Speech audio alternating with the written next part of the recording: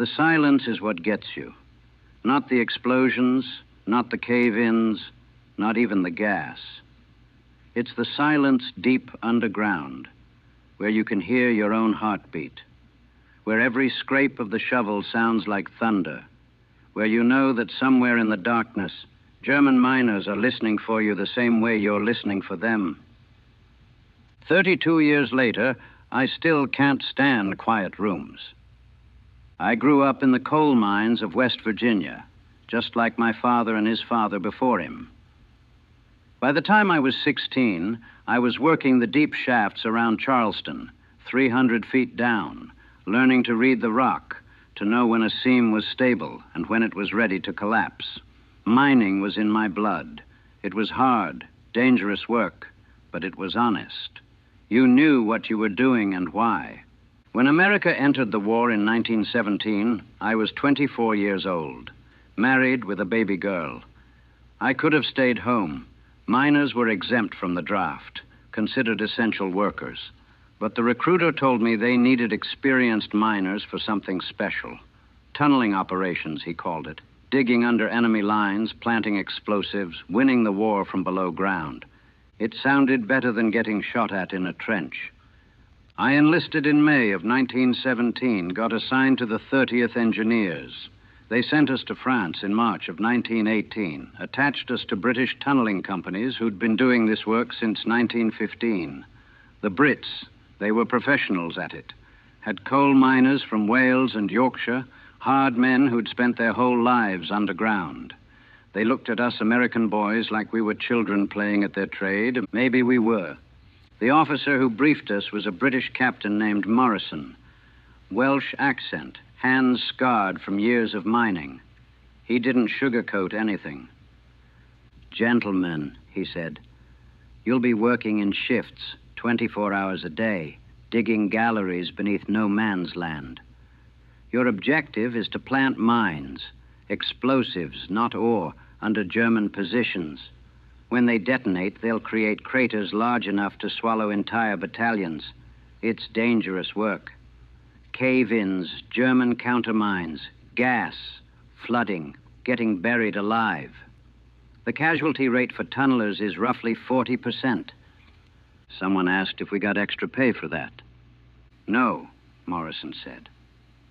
"But you get to die in the dark instead of the light. Some men prefer it." I didn't laugh.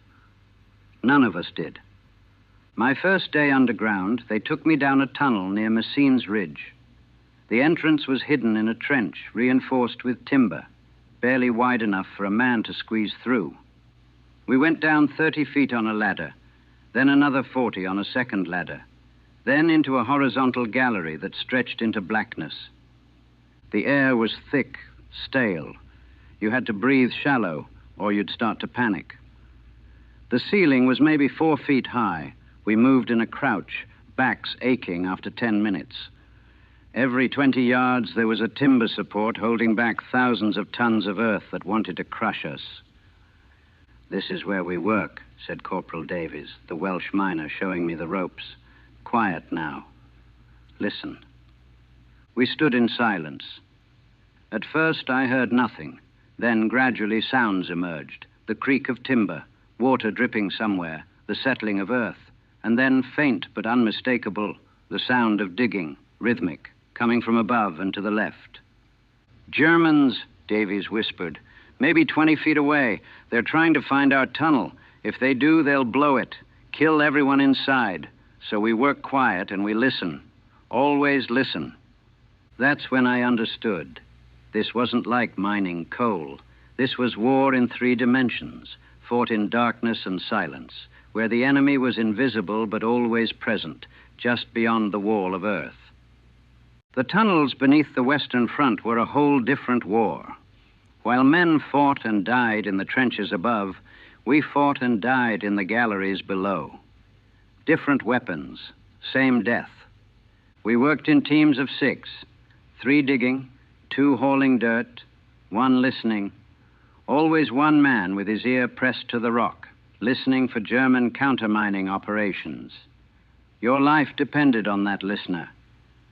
If he missed the signs, if he didn't hear them coming, you'd die when their explosives went off.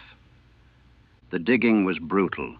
We used hand tools, picks, shovels, specialized clay spades. No power equipment, too loud.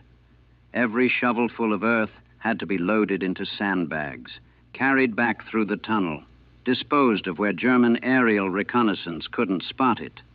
We were moving tons of earth, cubic yard by cubic yard, all of it by hand in tunnels where you couldn't stand up straight. The shifts were 6 hours, twice a day.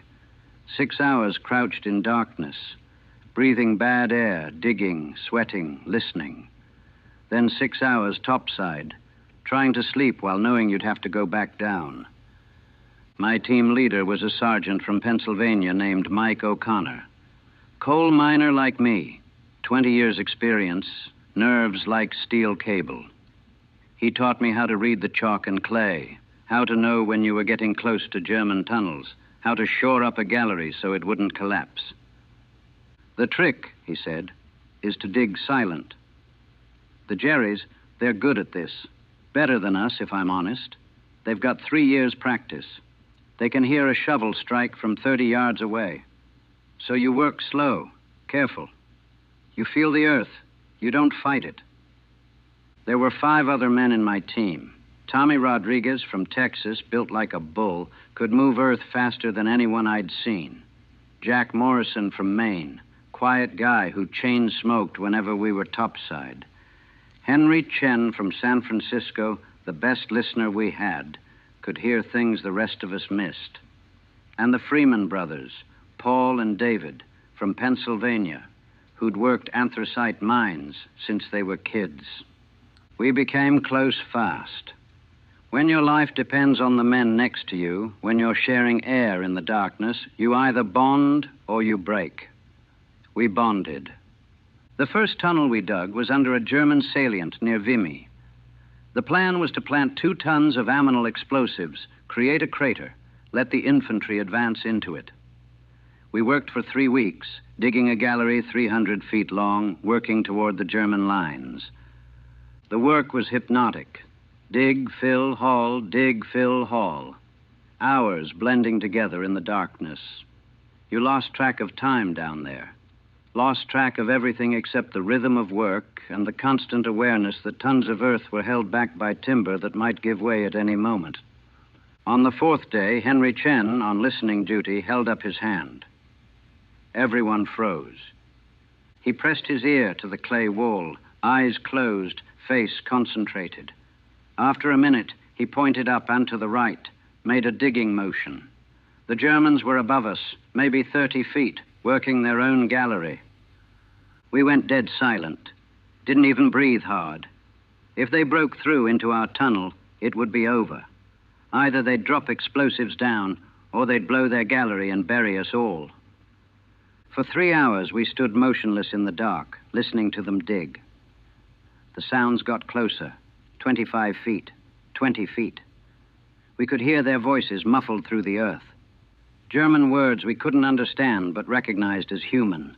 Men just like us, digging in the dark, listening for us the same way. Then the sounds moved away. They'd missed us, passed above our gallery without breaking through. We all exhaled together, hands shaking from the adrenaline. "Welcome to tunnel warfare," O'Connor said. "That's going to happen about once a week." He wasn't exaggerating. The first cave-in happened on my 3rd week underground. We were reinforcing a gallery that was showing signs of stress. The timber supports were creaking, the chalk ceiling starting to crack. O'Connor had ordered everyone out except him and Jack Morrison, who were installing additional bracing. I was 50 feet back at the junction when I heard it. A sound like the earth groaning. Then a crack like a rifle shot, but deeper, resonant. Then the roar. The gallery collapsed. 30 feet of tunnel just folded in on itself. The shockwave knocked me down, filled my lungs with dust. For a few seconds, everything was chaos. Debris flying, men screaming, the terrible sound of earth moving in ways it shouldn't. When the dust settled, the tunnel was blocked. O'Connor and Jack were on the other side, buried. We dug, clawed at the collapse with our hands, with shovels, with anything we could use. All of us knew that if it was a total collapse, if the whole gallery had come down, they were already dead. But maybe they'd found a void, an air pocket. Maybe they were still alive and waiting for us. It took 8 hours to reach them, 8 hours of digging through unstable earth that could collapse again at any moment. We found Jack first. The cave-in had caught him straight on. His chest was crushed, arms pinned. He'd died instantly, at least. That was something. O'Connor we found 20 feet further back. He was alive, barely. Both legs broken, pinned under a timber beam, face gray with shock and blood loss. "About time," he whispered when we found him, trying to joke. His lips were blue. We got him out, got him to the surface. The medics worked on him, but we all knew. Internal injuries, too much blood lost, too long without proper air. He died that evening, holding a picture of his wife and kids. Sergeant Mike O'Connor, 20 years a miner. Survived explosions, gas attacks, German countermines. Killed by the earth itself, the thing he'd spent his life working with. They made me acting sergeant after that. Promoted me to replace a dead man. I was 25 years old, had been tunneling for 3 weeks, and now I was responsible for 5 other lives in the darkness. The nightmares started then. Not about the Germans, about the earth, dreaming I was buried, crushed, trapped in darkness with the weight of the world pressing down. I'd wake up gasping, clawing at nothing, my tent mates holding me down until I remembered where I was. But I still went back down. We all did. The work had to continue. By June, we'd been underground for 3 months. The Brits had taught us well, and we'd learned fast. We were good at this deadly game, but the Germans were good too. The tunnel war became a chess match played in 3 dimensions, in darkness, where every move could be your last. We'd dig toward their lines, they'd dig toward ours. We'd plant mines, they'd plant mines. We'd listen for their tunnels, they'd listen for ours. Sometimes we'd find their galleries and blow them. Sometimes they'd find ours. Henry Chen saved our lives twice in July. His hearing was uncanny. He could detect German mining operations from 40 feet away, could tell by the sound whether they were coming toward us or moving parallel. The second time, he heard them cutting through into our tunnel from above. We evacuated just minutes before they broke through and dropped explosives. The explosion collapsed 100 feet of gallery we'd spent 2 weeks digging. If we'd been 30 seconds slower, we'd have been in there when it went off. We tried to thank Henry afterward. He just shrugged. "You'd do the same for me." And we would have. That's how it was down there. All the stuff that divided people topside, race, class, where you came from, none of it mattered underground. Chinese, Mexican, Irish, it didn't matter. We were just tunnelers, breathing the same stale air, sharing the same darkness, depending on each other, absolutely. The worst part wasn't the German miners. It was the gas. They'd send it down their own tunnels, hoping it would seep through the earth into ours. Carbon monoxide mostly, but sometimes chlorine or phosgene. You couldn't see it, couldn't smell it until it was too late. Just suddenly your head would start to ache. Your vision would blur. You'd realize you were breathing poison. We lost David Freeman that way. We were working a gallery near Hill 60, and the gas came through a crack in the wall we didn't know was there. By the time we realized what was happening, David was unconscious. We got him out, got him to the surface, but his lungs were burned. He died 3 days later, drowning in his own fluids. His brother Paul never recovered. They'd worked together their whole lives, in the anthracite mines and then in France. After David died, Paul kept working, kept digging, but something had broken in him. He moved like an automaton, didn't talk, didn't joke, just dug and hauled and listened with dead eyes. 2 weeks later, Paul volunteered for a camouflage mission, a small explosive charge placed in enemy tunnels to collapse them. Dangerous work, planting charges in galleries that might collapse or get blown by the Germans at any moment. He went down, set the charge, and never came back. The explosion went off on schedule, but Paul wasn't at the rally point. We found him 3 days later when we expanded our tunnel network. He'd set the charge, then just sat down next to it, let the explosion bury him with the Germans he was killing. The rescue team said he looked peaceful. Suicide by tunnel warfare. I understood why. August 1918, we got orders for a major operation. Multiple tunnels, coordinated explosions, tons of ammonal planted beneath German strongpoints. The objective was to create massive craters, disrupt their lines, allow the infantry to break through. We worked for 6 weeks on our tunnel, 400 feet of gallery extending beneath no man's land, all the way under the German reserve trenches. The deepest we'd gone, the longest tunnel we'd dug. Every day was risk. German countermines, cave-ins, gas, flooding from underground springs. But we kept digging. Tommy Rodriguez was the strongest, did the work of 2 men. Jack Morrison's replacement, a kid from Chicago named Danny Foster, learned fast, never complained even when the work was brutal. Henry Chen stayed on listening duty, his ears keeping us alive day after day. We planted the mine in early September. 4,000 pounds of ammonal, enough to create a crater 100 feet across. We primed it, set the detonators, ran the electrical cables back through the tunnel.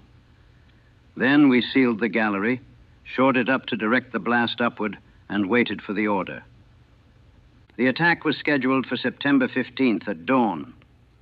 The plan was simple. Blow the mines, create chaos, send the infantry forward into the craters before the Germans could recover. I didn't sleep the night before. None of us did. We'd spent weeks digging that tunnel, risking our lives every day. And now it was going to end in a single massive explosion. Everything we'd done, all the danger, all the fear, all the loss, it all came down to one moment. At 5:45 a.m., we got the order. Fire the mines. I threw the switch myself, felt the current flow through the cables, 400 feet of wire leading to 4,000 pounds of high explosive beneath the German lines. For 3 seconds, nothing happened. I thought it had failed, thought all that work was for nothing. Then the earth moved. The explosion came up from below like a volcano erupting. The ground heaved, cracked, threw debris 200 feet into the air. The sound was beyond description. Not a bang, but a deep, visceral roar that you felt in your bones. Trees, earth, equipment, men, all of it thrown skyward in a column of destruction.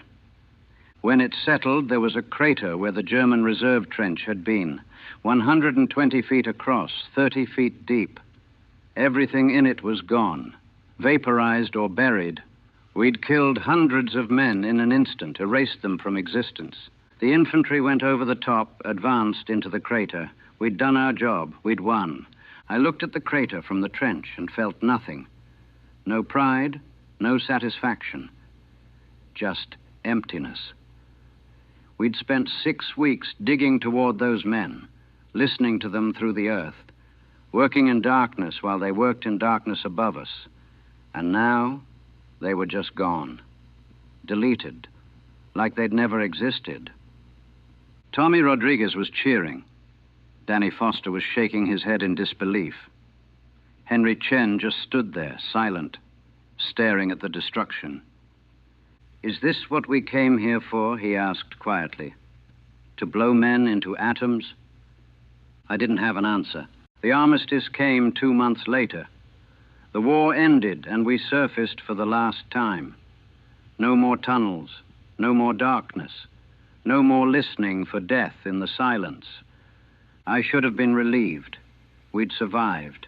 We'd done our duty. We were going home. But coming out of those tunnels felt like being born wrong. The surface world was too bright, too loud, too open. I couldn't stand it. couldn't stand rooms with high ceilings, couldn't handle open spaces. I felt exposed, vulnerable, like at any moment the earth might open up and swallow me. I came home to West Virginia in February 1919. My wife had waited. My daughter was 3 years old now. They threw a welcome party. People wanted to hear about the war, about what I'd done. I couldn't tell them.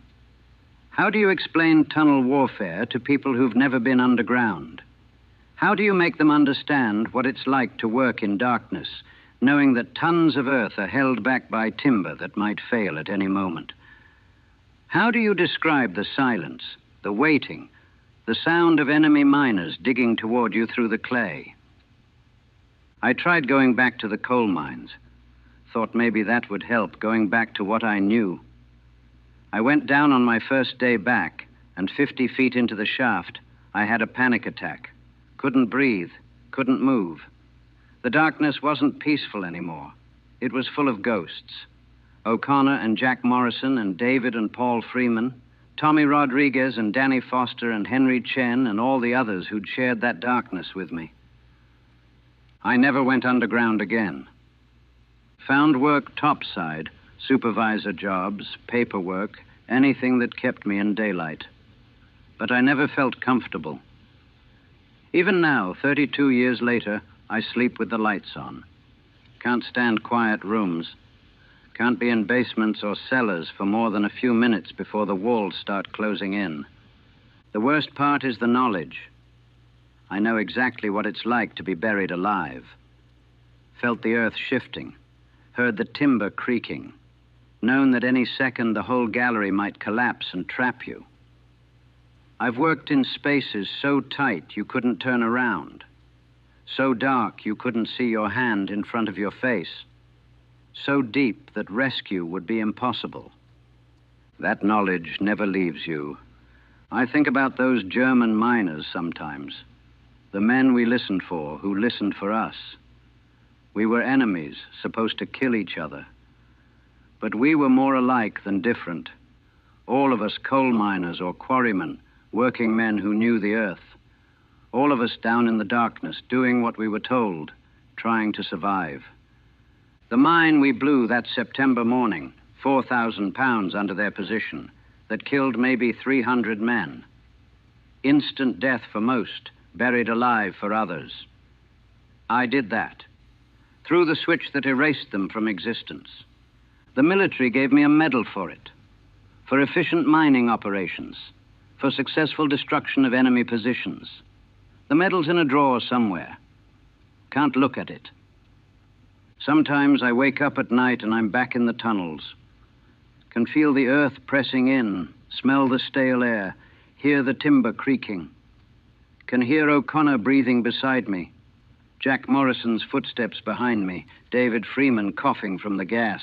Can hear the German miners above us, digging, always digging. The war ended in November 1918. But I'm still underground, still listening in the darkness, still waiting for the earth to collapse. My daughter asked me once why I never talked about the war. She's 35 now, has kids of her own. They teach them in school about the Western Front, about trench warfare, about the great battles. They don't teach about the tunnelers, the men who fought the war in darkness, who killed with geology and high explosives, who spent the war buried alive by choice. I told her some men fought on the surface, some fought in the air, and some of us fought underground. Told her we dug tunnels, planted mines, tried to collapse the earth on our enemies. What I didn't tell her was that we never really surfaced.